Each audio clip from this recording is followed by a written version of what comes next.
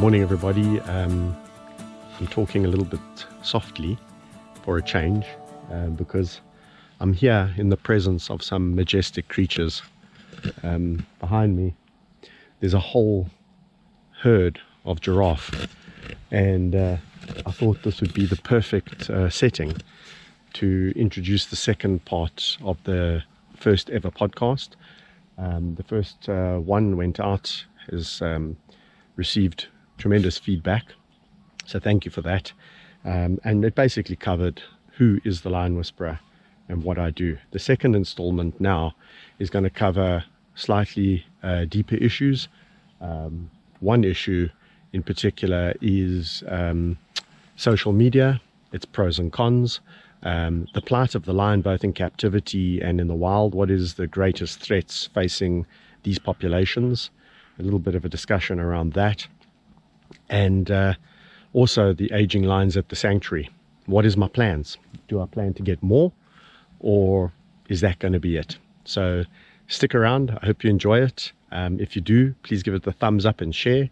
Thanks to all of those, to all of you who subscribe to the channel. It's much appreciated. We are continuing to grow, and for those of you who are members, you really do help us put these quality videos together. And the whole herd is congregating. You can count 1, 2, 3, 4, 5, 6, 7, 8, 9.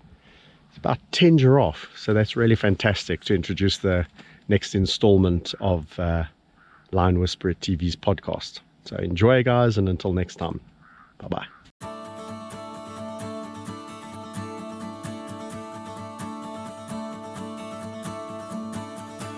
What are your thoughts on social media?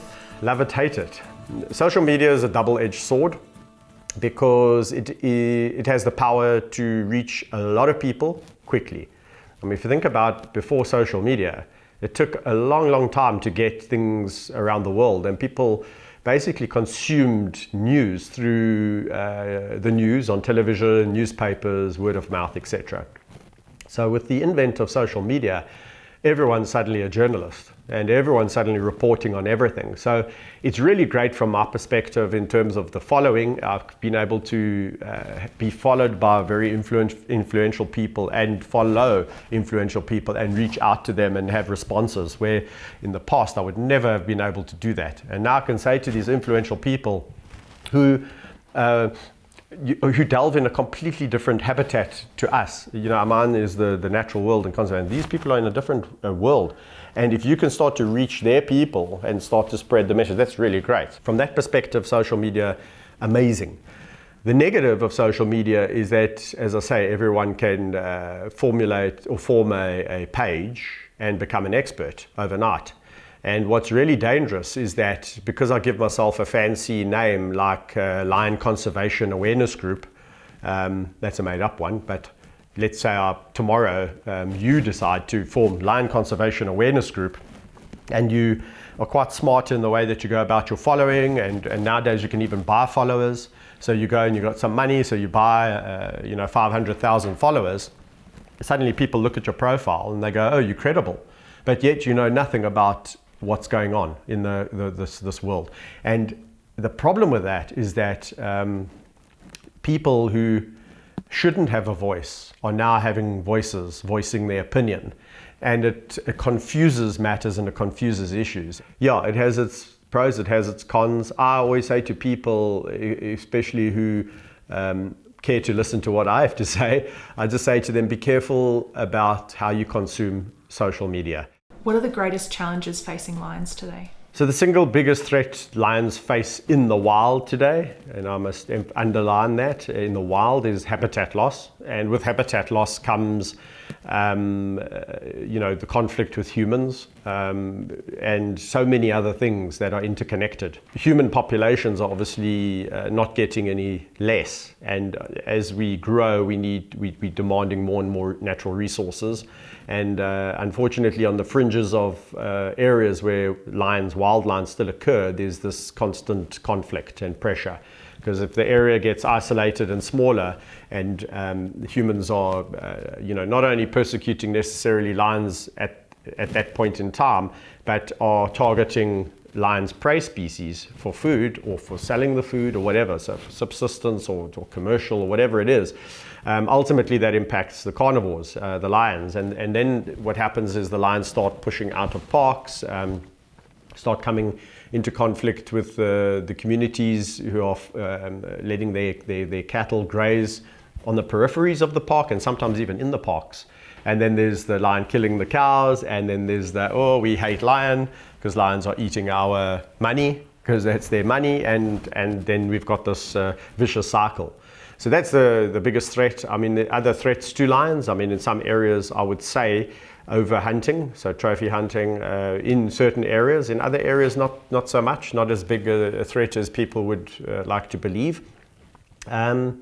Yes, disease is a concern always. We can never rule out disease, especially with populations that are becoming increasingly isolated. So those are the off the top of my head, the kind of biggest threats. In captivity, on the other hand, if you asked me what's the biggest threat to captive bred lions, it's obviously canned hunting and the lion bone trade, and that is a cycle that starts with a cub. Whether it's petted or not, but obviously if farmers can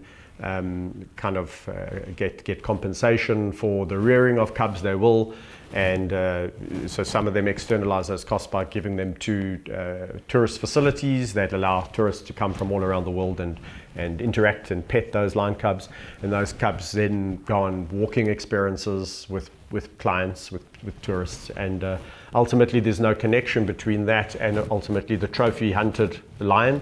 And I use the word hunt very loosely because I think canned hunting is not hunting, it's more murdering or shooting. There's no fair escape or chance of the lion evading the hunter, and for me that's my definition of the canned hunt, is one where the animal, it doesn't have to necessarily be a lion, but the animal is constrained either psychologically or physically. And in all those cases, when these lions are targeted, they're either psychologically or emotionally constrained because they were hand reared, or they've been fed all their lives, or they see a vehicle as something that brings them food, or so that's a psychological constraint. Doesn't matter if you take that lion and put it out into a bigger area, that's still a constraint. And then the bigger areas are all bound by fences. So it's not like the lion can just go, okay, now I'm free. If I'm very smart about what I do, I can evade the hunter and live a lovely life thereafter. That's not going to happen because it's a put and take animal. The animal's bred, it's put, it's taken. Simple as that. And then obviously the threat of the lion bone industry, and this is for traditional Chinese medicine to Southeast Asia, is becoming a huge threat. And that's where I said where the lion starts to blur, because the threat impacts wild lions too. And we're not quite sure of the impacts because it's a relatively kind of new uptake. And it started around about the time when where it was decided at the CITES conference that they were going to start phasing out tiger farming, which by the way hasn't happened. But at that point in time, they needed to look at an alternative to tiger bone. And lo and behold, lions are almost as good fit, because to the uneducated eye, you cannot discern the difference between a tiger bone and a lion bone. So hence, and the oversupply here in South Africa, 12,000 odd lions being kept in captive conditions. So, what can fans of the Lion Whisperer channel do to help? So fans of the Lion Whisperer TV channel certainly can help by spreading awareness, sharing videos, especially videos that are pertinent and touch on the causes, and obviously by participation and participating in our fundraisers and all of those kind of things. I'm not going to lie, let's not beat around the bush. Money helps change things, and certainly without my fan base's support, we wouldn't have been able to achieve what we've achieved. So we really do thank the fan base and hope and pray that it continues to grow at the pace that it has, and that people continue to watch and don't get turned off, you know, by what maybe some perceive as the negativity. And that is one of the challenges of running a channel, is because you need the channel to be, it needs to tick a few boxes. And we always say that it should be entertaining. So if it's entertaining, people are going to keep on coming back. It's got to be educational, it's got to be informative. And you've got to get the mix right. Because if you're a YouTube channel that's just about doom and gloom, and every time the subscriber tunes in and it's like, oh, look at this lion being hung up and slaughtered, and bones and skulls and blood and guts and gore, are you going to return? And I ask myself the question, because I'm involved heavily, and I look at some of these, the content out there, and I go, oh, I don't want to see that anymore. So if we're trying to bring people who actually don't even know about the plight of the lion, I've seen it so many times, even animal people who claim to be animal welfareists or activists or whatever you want to call them, I see them go, I'm not opening the video because I don't want to be depressed. So how do you expose people to these things in a way that they are not overly, kind of grossed out by it, because then they're not going to return.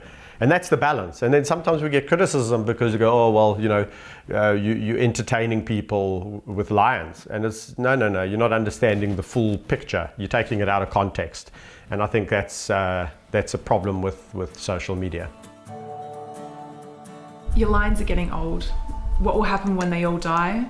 And will you save more? The idea of the lions getting old doesn't sadden me.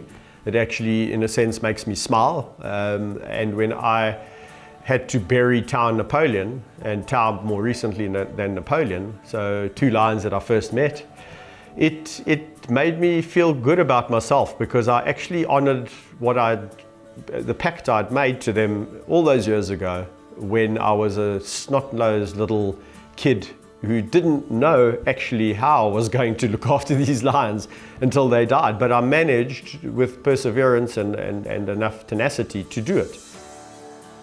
I really felt good about the fact that I'd honored that, that promise I made.